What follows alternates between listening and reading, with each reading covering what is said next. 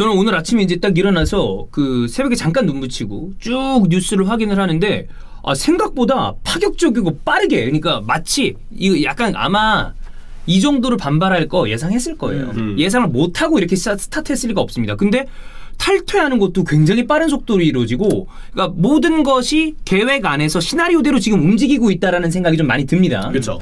이렇게 급진적으로 움직이는 부분에 대해서는 여러 가지 얘기들이 있지만 일단 사전에 이 강팀들은 이 슈퍼리그 출범을 어느 정도 계획해뒀을 가능성이 크다. 그리고 UEFA 챔피언스리그 개편안의 발표 시간이나 날짜에 맞춰서 이들이 발표하기 이전에 우리가 먼저 슈퍼리그로 우리가 이들의 의견에 반대한다는 걸 보여줘야 한다. 그랬을 가능성이 컸습니다. 그렇게 좀 볼만한 부분들이 많죠. 네. 그래서 월요일 기준으로 아침 시간대 텔레그래프에서 갑작스럽게 발표가 났는데요. 슈퍼리그에 참가하는 현재로선 12개 구단이 유럽 클럽 어소시에이션, 그러니까 유럽 클럽 연맹이죠. ECA. 네, ECA 타이틀을 만료했다고 합니다. 그러니까 ECA의 회장이 유벤투스 아넬리였는데 아넬리도 아마 그만뒀을 거예요, 이거. 바로 나갔다고 했어요. 유벤투스가 이 12개 구단 중에 하나잖아요. ECA를 탈퇴했고 더불어서 ECA의 회장직에 있었던 아넬리도 당연히 그 자리를 내려놓았다고 합니다. 이렇게 지금 보도가 난 상황이고 우리가 결국 이 영상에서 다뤄야 될 부분은 슈퍼리그가 만약 나왔을 때 그에 따른 우려점 혹은 부작용은 없을까 이런 얘기들을 해보게 될 텐데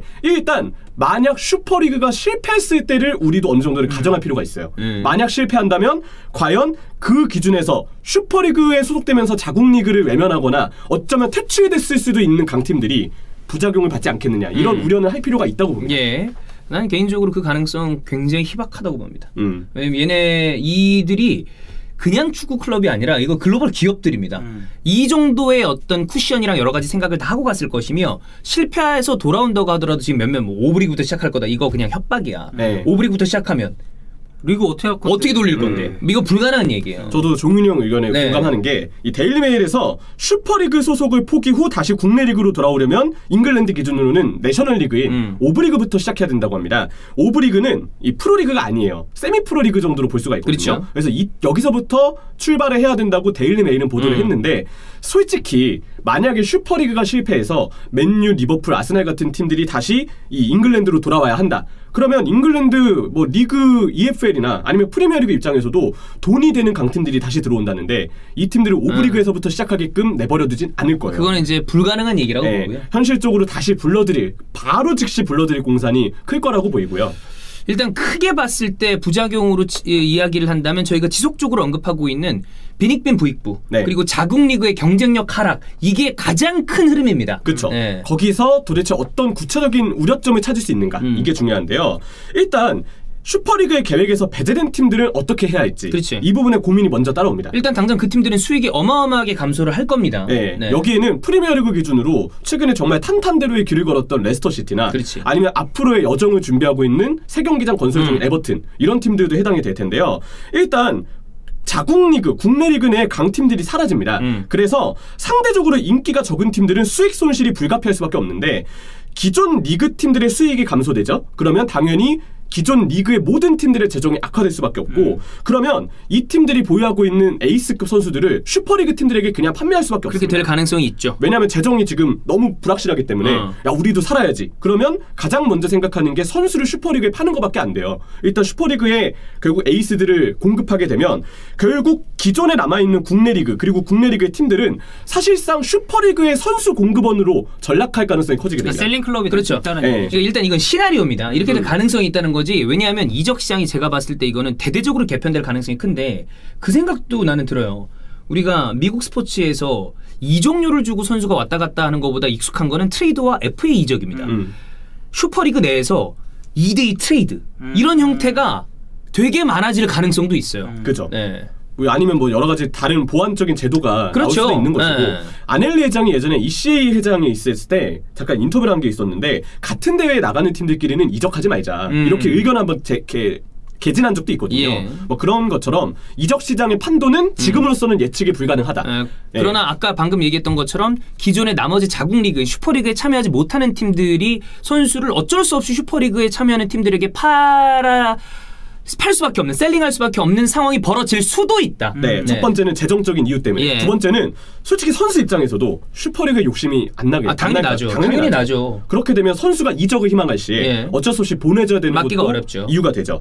그래서 지금 나오고 있는 얘기들로는 슈퍼리그의 영구 창립팀들, 그러니까 지금 12팀 내지는 15팀 정도 얘기가 나오고 있잖아요. 이 팀들은 정말 많은 금액, 이게 지금 3억 5천만 유로나 혹은 4억 2,500만 유로까지 보장을 받을 수 있을 것이라는 얘기가 있습니다. 네. 그래서 결국 높은 수익이 보장이 되는 거니까 빈익빈 부익부 형상이 굉장히 커질 수밖에 없겠죠. 그리고 저는 여기서 슈퍼리그도 앞으로는 이 아이디어를 좀 구체적으로 제시해야 될 거라고 보는데, 기존 뉴스 시스템 이거 어떻게 할 것이냐. 왜냐하면 지금 방식은 당연히 슈퍼리그가 만약에 도입됐을 시에 국내 리그에 남아있는 팀들은 수익의 어떤 창출 실패로 팀의 가치나 재정적인 위기까지 전반적인 가치 하락이 되는 게 불가피한 상황입니다. 그렇죠. 그렇게 되면 기존에 잘 정착되어 왔던 지역 위주의 뉴스 인프라가 대폭 변화될 가능성이 커져요. 뉴스가 사실 좀 유명무실해지겠죠. 그러니까 많이 그림이 바뀔 거예요. 그렇죠. 이렇게 되면 그런 생각도 할 수 있죠. 예를 들어 볼까요? 되게 좀 우리가 생각하는 축구 변방의 나라 선수 중에 뉴스로 성공하는 경우들이 간혹 있죠. 근데 그런 선수들이 이제는 나오지 않을 가능성도 생깁니다. 그렇죠. 네. 왜냐하면 그 팀들을 발굴하는 건 그 지역 내의 팀인데 그 지역 내에서 어느 정도 유망주들을 끌어쓰고 키우기 위해서는 당연히 재정이 좋아야 되거든요. 근데 그 재정에 있어서 슈퍼리그가 출범될 시에 슈퍼리그에 가지하는 다른 지역 내 팀들은 재정이 급속도로 떨어지기 때문에 그렇죠. 뉴스에 투자가 안 되고, 그렇게 되면 지금 전반적으로 정립되어 있는 뉴스 인프라가 굉장히 축소될 가능성이 커진다. 그러니까 결국에 팀 가치의 하락이 여러 가지, 아까 얘기했던 것대로 수익도 떨어지고 이적료를 지출할 수 있는 것도 떨어지고 뉴스 시스템의 어떤 그 투자하는 것도 떨어지고 나머지 전체적인 어떤 퀄리티 하락을 아마 막기가 쉽지는 않을 것이다. 그렇죠. 그래서 원래라면 사우스햄튼에 만약 뉴스를 가정을 했을 때 사우스햄튼이 뉴스에서 뉴스가 세잖아. 웨스트햄 뉴스도 세고. 그렇죠. 뭐 10명 중에 8명 정도 대박날 케이스들을 그동안 건져왔어요. 근데 슈퍼리그에 가지 못하면서 사우스햄튼의 재정이 악화가 되고, 재정이 악화된 상황에서 당연히 뉴스팀의 코치 선임이라든지 선수 발굴이라든지 스카우팅이라든지 쓸 수 있는 돈이 제한이 되거든요. 그러면 10명에서 8명 뽑았었던 뉴스가 10명에서 한두 명 재능을 찾을까 말까 할 정도까지도 어쩌면 발생할 수 있다. 그렇습니다. 그런 부분에서 뉴스 인프라가 좀 많이 좀 악화될 수 있는 우려가 되고요. 세 번째 이유는 기존 국제대회, 특히나 월드컵의 가치가 하락될 수 있지 않겠느냐. 나는 이거는 뭐 제가 자주 얘기했습니다만 지속적으로 국가대표팀에 대한 대회가 가치가 조금씩 떨어지고 있다고 생각을 하고 있었어요. 예전에는 물론 돈도 중요했지만 그 국가를 대표한다는 이런 명예, 그렇지. 이런 거에 대해서 선수들이 조금 더 전 지금보다 많았었다고 봐요. 지금이 약하다가 아니라 예전보다는 예전이 더 컸다라고 표현하는 게 맞는 것 같아요. 근데 지금 보면 세계 축구를 선도하는 어떤 전술과 전략, 예전에는 월드컵과 유로 이런 데였다면 지금은 나는 그건 챔피언스리그라고 봐요. 그게 대체가 돼 있거든. 그렇죠. 물론 저는 그래도 월드컵은 축구 선수들에게 너무 상징적인 의미가 있는 꿈이에요. 왜냐하면 특히나 남미 국가들은 여전히 그 월드컵에 대한 열망이 어마어마하게 큽니다. 그렇죠. 그래서 축구의 경우는 어쨌든 지금 월드컵의 가치를 계속 특수하게 봐야 될 부분이 있다고 생각은 하는데요. 근데 지금 피파의 인판티노 회장이 얘기한 부분이 있잖아요. 슈퍼리그 참여팀의 선수는 월드컵 뛸 수 없다. 물론 어디까지나 지금은 협박성 멘트라고 보이고, 나는 이건 불가능한 얘기라고 봅니다. 실제로 이 에이스들, 이 스타 선수들을 월드컵에 불참시키는 건 굉장히 무리수의 선택일 거라고 봐요. 그러니까 중간 지점을 찾을 거야. 뭐든 간에. 찾겠죠. 찾을 거라고 봅니다. 그렇죠. 그래서 이 얘기가 현실이 될 가능성은 굉장히 적다고 보이나 슈퍼리그가 출범되면 우리가 지금까지 얘기했던 챔피언스리그가 커지면서 월드컵이나 다른 국제대회들의 가치가 떨어지는 게 아니냐고 우리가 봤잖아요. 슈퍼리그가 커지면 챔피언스리그, 유로파리그 가치도 당연히 떨어지고, 그거는 유명무실한 대가 되는 거예요. 그럼 더불어서 월드컵의 가치까지도 어쩌면 지금보다는 위협받을 공산이 커진다. 그래요. 그런 부분 때문에 우리가 알고 있는 기존 국제대회의 가치들이 굉장히 많이 변화될 수 있다. 그리고 월드컵의 가치가 만약 우리가 지금 우려하는 것처럼 떨어지게 되면 주목을 끌 수 있는 기존 국제대회 개념이 상실되면서 슈퍼리그가 정착을 실패할 시에 전반적인 축구 시장의 규모가 하락될 수 있다는 것도 염려할 필요는 있다고 봅니다. 저는 개인적으로 이거는 이제 부정적인 시선 우리가 얘기하는 거니까. 근데 그 얘기 전 만약에 이게 전 잘 정착될 거라고 봐요. 그거는 10년에서 20년. 근데 과연 축구라는 스포츠의 시스템이 북미에 있는 스포츠와 좀 다르기 때문에, 왜냐면 거기 내수 시장이 크잖아. 근데 여기는 어쨌든 유럽으로 봐야 되잖아. 그렇게 봤을 때 우리가 10년에서 20년이 아니라 50년, 100년, 200년으로 봤을 때 이게 과연 옳은 선택인지에 대해서는 난 모르겠습니다.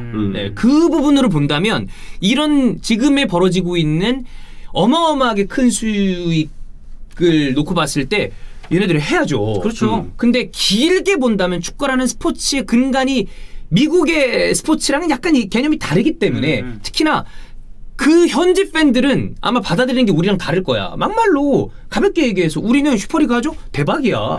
그렇잖아. 매 경기 챔피언스리그와 같은 경기들을 볼 텐데 아마 이 뒤에 형철이가 얘기할 게 희소성에 대한 이야기를 할 거예요. 네. 근데 희소성이 떨어지긴 하지만 매 경기가 이렇게 재밌죠? 다 재밌는 경기 나옵니다. MLB가 그다음에 NBA가 빅 경기들이 많다고 해서 희소성이 떨어진다고 재미없다고 안 봅니까? 아니거든요.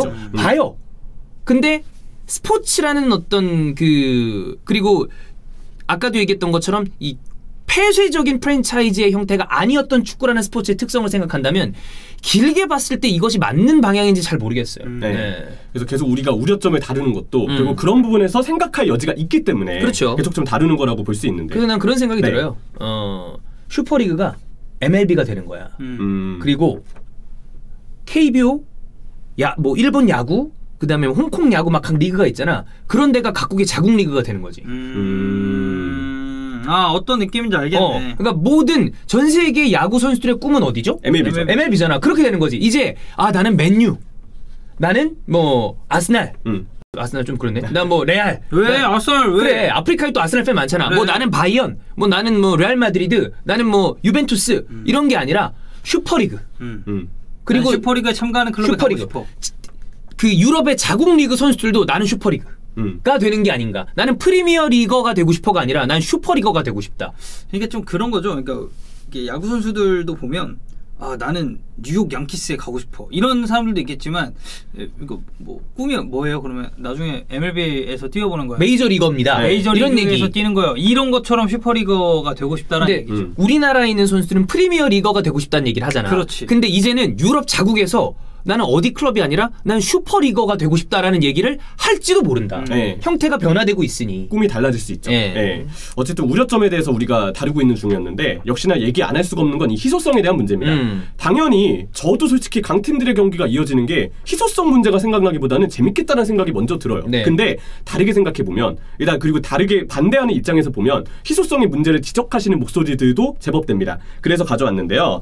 기존 리그 방식은 많아야 1년에 뭐 2-3번 정도 만나는 게 딱 전부였잖아요. 근데 슈퍼리그에서는 이보다 조금 더 빈번히 만날 수밖에 없을 겁니다. 물론 지금 뭐 대회 진행 방식은 좀 더 구체화되어야 명확하게 알 수 있겠지만 토너먼트라든지 플레이오프까지 가게 될 경우에는 리그보다 한두 번의 만남은 더 성사될 가능성이 있거든요. 그렇죠. 그래서 이런 부분을 봤을 때 기대대로 주목도가 상승하면서 수익 창출이 될까? 당연히 긍정할 수 있는 가능성이 더 많겠지만 그렇지 않을 수 있다는 점도 생각을 해봐야 됩니다. 이거 우려점입니다. 저는 개인적으로 이렇게 안 될 거라고 봐요. 더 대박 날 거라고 봅니다. 단기적으로 봤을 때 아마 어마어마한 대박이 날 가능성이 큽니다. 그렇죠. 근데 우려점의 근거를 굳이 찾아보면 강팀전은 우리가 계속 기다려왔던 건 희소성이 있기 때문이다. 근데 매주마다 챔스급 대진, 뭐 정말 빅경기급 대진이 계속 이어지면 봐봐. 존나 흥분되죠. 승부되죠. 그러니까 이런 생각 때문에 현지 팬이 아니라 해외에 있는 팬들은 이거 대박이라니까. 그래서 현지 팬들은 더 미치고 팔짝 뛰겠는 거야. 그죠. 왜냐하면 근간은 자국 리그인데. 근데 반대하는 시선은 올해 연세 되게 되면 설렘이 좀 부족할 것 같다. 이런 우려를 하는 분들이 있고 재미가 없을 가능성도 있다는 점이에요. 왜냐하면 당장 슈퍼리그에서 지금 속해 있는 팀들은 워낙 강팀들이기 때문에 기존의 리그, 국내 리그에서 예를 들어서 한 시즌에 10회 정도를 하는 팀이 슈퍼리그에서는 최하에 몰릴 가능성이 커집니다. 그러면 사실상 프리미어리그 기준으로 셰필드와 같은 성적을 슈퍼리그에서 내가 응원하는 팀이 낼 가능성도 배제할 수가 없거든요. 아스날이요? 그렇지. 아스날 토트넘이죠. 솔직히 위험하거든 지금은. 리버풀도 패가 많으니까. 지금은 경쟁력이 되게 많이 떨어져 있는 팀들이니까. 그래서 이 팀들 팬들은 내가 당연히 슈퍼리그 그래 대진 좋고 당연히 만나는 팀들 몇몇 좋고 괜찮다 이거예요. 근데 내가 응원하는 팀이 지금 프리미어리그의 최하위 팀들 마냥 계속 지고 있어요. 그럼 당연히 이게 재밌지 않을 수 있다라는 거. 아마 이 수익이 드러나기 시작하면 크랭케, 그다음에 레비 위에 조 루이스 이런 사람들도 지금 같은 어떤 경영 정책을 쓰지 않을 겁니다. 슈퍼리그라는 게 이런 시스템의 변화가 아마 크게 다가올 거예요. 어떤 식으로 돈이 쓰일지 몰라요. 어쨌든 크랭케는 부회장입니다. 그럼요. 그러니까 아스날, 그러니까 이 사람 거시적으로 장사꾼이거든요. 그럼 봤을 때 야 이거다라고 생각하고 들어갔을 거란 말이야. 같이. 자, 미국인 구다주들은 슈퍼리그 출범과 동시에 거액을 쏟아부을 가능성이 좀 더 커질 거라고 난 있다고 봅니다. 네, 이거는 뭐 FSG도 마찬가지고. 왜냐하면 파이낸셜 페어플레이 룰에 이제 해방이니까. 해방이야. 네. 얘기가 달라져. 그렇죠. 근데 어쨌든 이 우려점에서 우리가 찾아야 될 부분은 결국 돈을 투자하면서 기존의 팀의 전력과는 굉장히 많은 차이가 발생할 수 있어요. 반등이라든지 아니면 뭐 여러 가지 변곡점이 발생할 수 있겠지만 어쨌든 상대성이기 때문에 이 강팀들이 모여있는 무대에서도 확실한 강팀과 확실한 약팀은 난일 공산이 커진다. 그러면 확실한 약팀에 속하게 되는 팀의 팬들이 국내 리그를 볼 때마다 훨씬 더 좋지 않은 전적의 팀을 봐야 하기 때문에 오히려 리그에서 느낄 수 있는 재미 요소가 떨어지고 그러면 슈퍼리그 출범 때 우리가 기대했던 강팀 대 강팀 대진의 목표가 사실상 상실이 되는 게 아니냐. 왜냐면 시간이 지나면서 상대성에 의해서 팀의 위치가 바뀌게 되면 결국 강팀이 만나던 것도 나중에 봐서는 강팀 대 약팀 경기로 정리되는 부분이 있을 거기 때문에 슈퍼리그의 기대 효과가 분명치 않다. 이렇게 보는 시선도 있습니다. 네. 그래서 그런 점들을 부작용으로 좀 우려해 볼 수가 있겠죠. 네. 이거는 부정적으로 보는 시선이에요. 부정적으로 보는 시선입니다. 그리고 이 얘기가 틀렸다는 게 아닙니다. 근데 우리가 이미 이 형태의 미국 스포츠를 봤을 때 그렇지 않을, 그러니까 인기가 여전히 굉장히 클 가능성이 좀 커 보인다라는 생각이 드는데 어쨌거나 자 그러면 우리가 이런 부작용을 봤어요. 그럼에도 불구하고 아마 슈퍼리그는 진행이 될 가능성이 크다라고 지금 지속적으로 말씀을 드리는데 모르죠. 우리가 하루 앞을 알 수 없으니 이러다가 갑자기 또 어떻게 될지. 그렇지. 예, 근데 그럼 도대체 왜 이 슈퍼리그를 만들려고 했냐? 어떻게 보면 크게 봤을 때는 그거예요. 돈입니다. 근데 조금 더 세부적으로 우리가 그걸 나눠서 얘기를 더 해보겠습니다.